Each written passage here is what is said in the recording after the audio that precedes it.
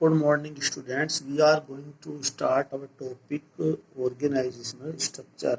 अब organise structure क्या होता है? अगर हम किसी कंपनी या ऑर्गेनाइजेशन को देखते हैं तो हम देखते हैं कि उसकी बिल्डिंग कैसी है, हम देखते हैं कि उसमें कितने डिपार्टमेंट बने हुए हैं, हम देखते हैं कि उसमें कितने व्यक्ति टॉप लेवल पर हैं, मतलब कितने मैनेजर हैं, कितने उसमें अकाउंटेंट हैं, कितने उसमें सुपरवाइजर हैं, उसमें कितने एम्प्लॉयज़ काम कर रहे हैं, किसके पास कितनी अथॉरिटी है, किसके पास कितनी रिस्पॉन्सिबिलिटी है।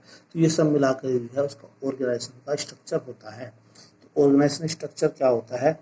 Organisation structure can be defined, यानी कि it is a network of job position. यह जॉब पोजीशन का एक नेटवर्क होता है, यानी किसकी कितनी जॉब है, रेस्पॉन्सिबिलिटीज़ का नेटवर्क होता है, and and authority at different levels, और डिफरेंट लेवल पर जो है ऑथोरिटी रेस्पॉन्सिबिलिटी और जॉब पोजीशन का नेटवर्क होता है। एक बार फिर देखते हैं ऑर्गेनाइजेशन स्ट्रक्चर क्या होता है। It is a network of job position, responsibilities, authority at different levels. तो डिफरेंट लेवल्स पर जॉब पोजीशन, रेस्पॉन्सिबिलिटी और ऑथोरिटी का ये नेटवर्क होता है।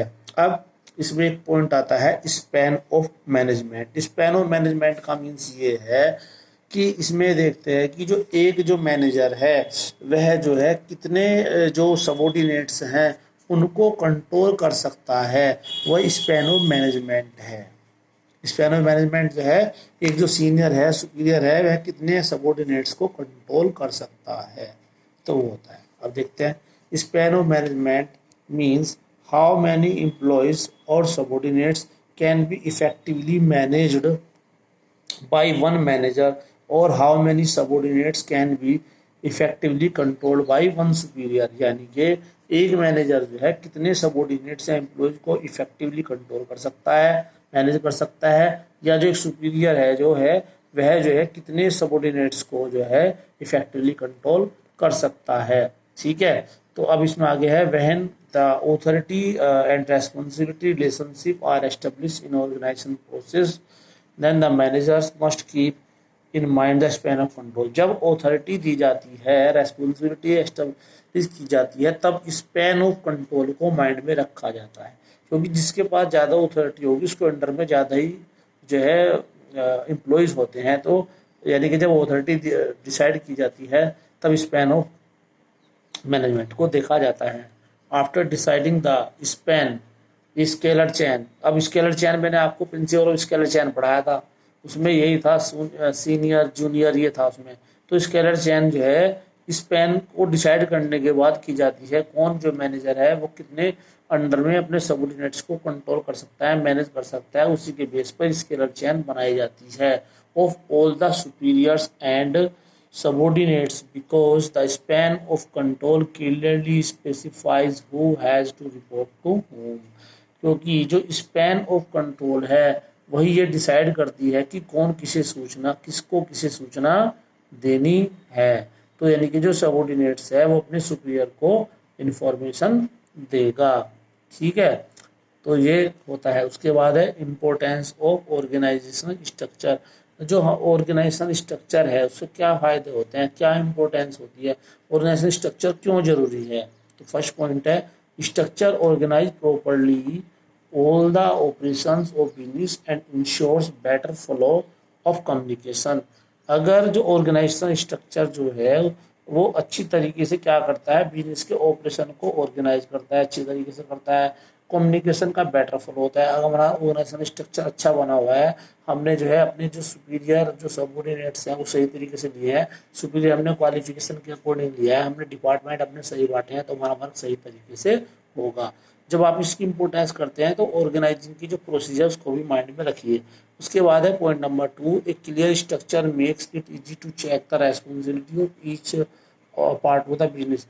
अगर जो है हमने स्ट्रक्चर सही तरीके से बनाया है, बिल्कुल क्लियर है, तो हम आसानी से रेस्पॉन्सिबिलिटी को देख सकते हैं। जैसे कि हमने उसमें डिपार्टमेंट बनाए थे, डिपार्टमेंट में हमने जो है जूनियर बनाए थे और जो उनके सीनियर बनाए थे और उनको रेस्पॉन्सिबिलिटी दी, तो हम इजीली रेस्पॉन्सिबिलिटी को चेक कर सकते हैं अगर हमने उनकी जॉब असाइन की है।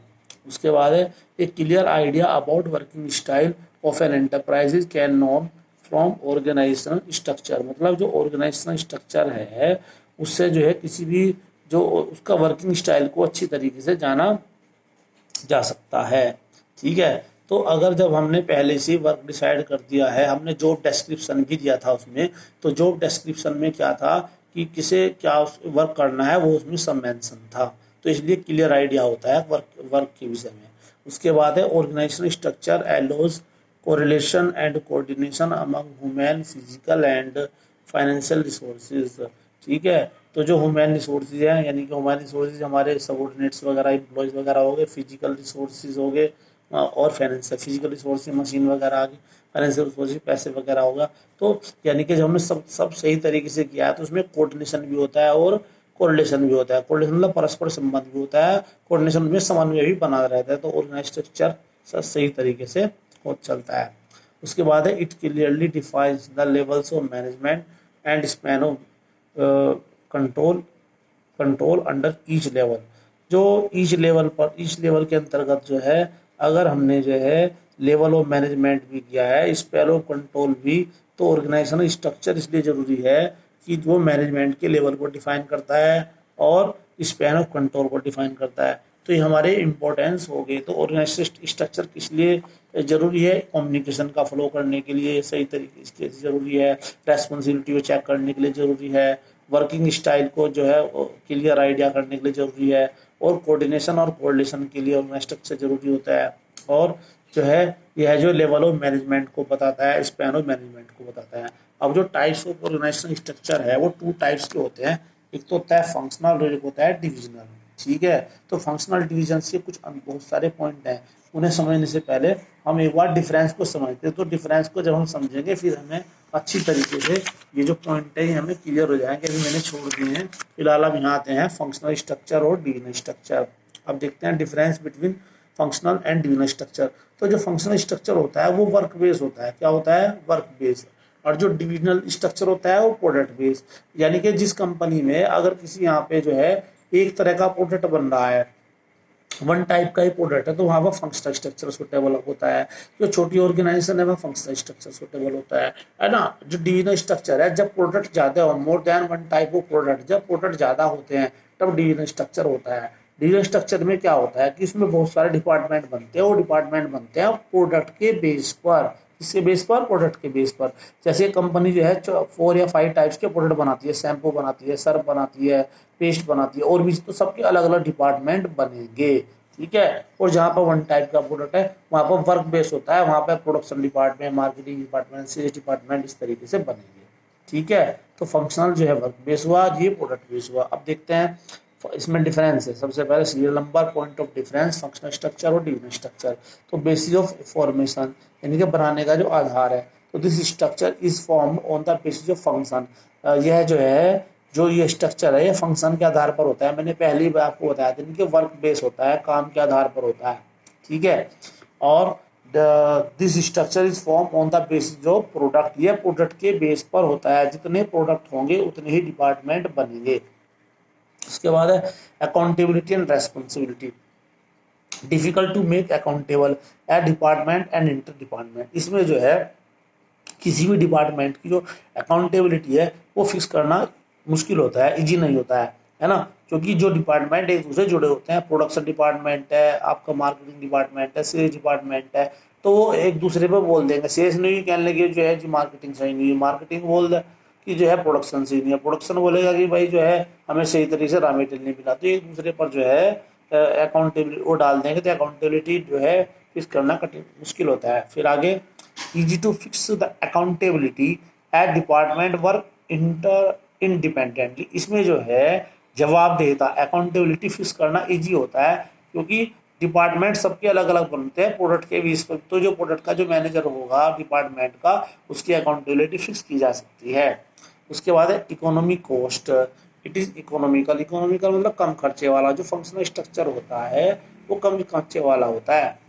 It is not very economical. जो डिविजनल स्ट्रक्चर है बहुत इकोनॉमिकल नहीं होता है, because all the resources are required in different department. अब सपोज करो किसी में 5 डिपार्टमेंट बना लिए, तो 5 के 5 डिपार्टमेंट के लिए रिसोर्सेज की रिक्वायरमेंट होगी, और वहाँ पे एक ही प्रोडक्ट है, फंक्शनल में मान लीजिए प्रोडक्ट है, तो बस उसी के लिए जो है हमें क्या नाम रिक्वायरमेंट होती है रिसोर्सेज की। तो जब ज़्यादा प्रोडक्ट हैं तो ज़्यादा डिपार्टमेंट बनेंगे, तो जो है ज़्यादा उसके लिए जो होगी रिसोर्स की रिक्वायरमेंट होती है, ठीक है। तो इसलिए जो है कम इकोनॉमिकल होता है डिविजन स्ट्रक्चर, ठीक है। उसके बाद है डेवलपमेंट ऑफ मैनेजर्स, ठीक है। Less chances as manager becomes specialise in one function only. ऐसा है इसमें जो मैनेजर के डेवलपमेंट के बहुत कम चांस होते हैं। क्यों? क्योंकि प्रोडक्शन का मैनेजर प्रोडक्शन में काम करता है, परचेज का परचेज में काम करता है, सेल्स का सेल्स में, मार्केटिंग का मार्केटिंग में, ठीक है। इसमें है more chances as manager perform the multi function. इसमें जो मैनेजर मल्टी फंक्शन कर सकता है, क्योंकि एक प्रोडक्ट का जो है हमने डिपार्टमेंट अलग बनाया है, तो उस प्रोडक्ट का जो मैनेजर है उसे बहुत सारे फंक्शन करने पड़ सकते हैं, तो इसमें डेवलपमेंट के चांस ज़्यादा होते हैं। स्पेशलाइजेशन है ना, इसमें क्या है, this type of structure brings functional specialise. इसमें केवल कार्य के बेस पर है, जैसे प्रोडक्शन वाला है तो केवल प्रोडक्शन का काम आएगा, सेल्स वाले पे सेल्स का काम आएगा। इट ब्रिंग्स प्रोडक्ट स्पेशलाइजेशन, इसमें प्रोडक्ट स्पेशलाइजेशन मिलेगा, क्योंकि प्रोडक्ट का जो है जो प्रोडक्ट के बेस पर जो हमने मैनेजर बनाया तो प्रोडक्ट स्पेशलाइजेशन इसमें मिलेगा।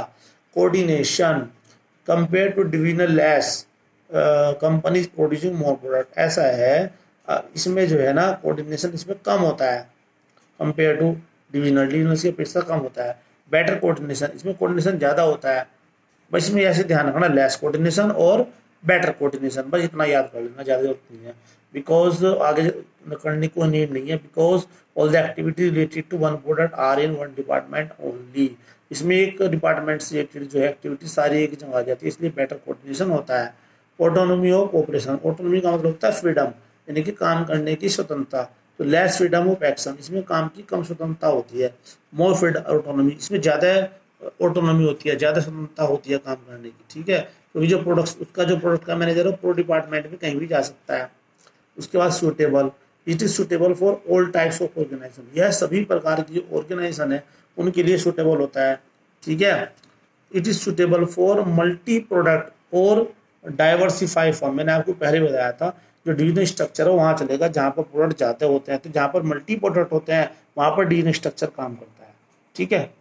तो ये आप इसे कर लेना, ठीक है। अब एक बार देखते हैं इसमें बेसिक फॉर्मेशन, ये तो वर्क बेस होता है, नहीं कि फंक्शन बेस होता है, ये प्रोडक्ट बेस होता है, ठीक है। अकाउंटेबिलिटी, इसमें जो है अकाउंटेबिलिटी फिक्स करना डिफिकल्ट है, इसमें अकाउंटेबिलिटी फिक्स करना इजी होती है। इकोनॉमिक कॉस्ट, यह इकोनॉमिकल होता है, यानी कि कम खर्चे वाला। यह जो है बहुत कम, इट इज़ नॉट वेरी, यह बहुत इकोनॉमिकल नहीं होता है, यानी कि डिविजनल स्ट्रक्चर फंक्शनल से ज़्यादा खर्चे वाला होता है, ठीक है। डेवलपमेंट ऑफ मैनेजर, इसमें लेस चांस होते हैं, इसमें मोर चांस है डेवलपमेंट के। स्पेशलाइजेशन, ठीक है, इसमें बस फंक्शन जो है जो वर्क कर रहे हैं उसी का स्पेशलाइजेशन मिलता है, इससे प्रोडक्ट का स्पेशलाइजेशन मिलता है। कोऑर्डिनेशन, इसमें लेस कोऑर्डिनेशन, कम कोऑर्डिनेशन होता है, इसमें बेटर कोऑर्डिनेशन होता है। ऑटोनॉमी ऑफ ऑपरेशंस, इसमें लेस ऑटोनॉमी, यानी कि काम करने की कम स्वतंत्रता होती है, इसमें मोर ऑटोनॉमी होती है। सूटेबल, यह सभी प्रकार के ऑर्गेनाइजेशन के सूटेबल होता है, यह जो है जहाँ पर जो मल्टी प्रोडक्ट है उन्हीं के लिए सूटेबल होता है, ठीक है। Okay, thank you. इसको एक बार लाइक और सब्सक्राइब जरूर कर देना।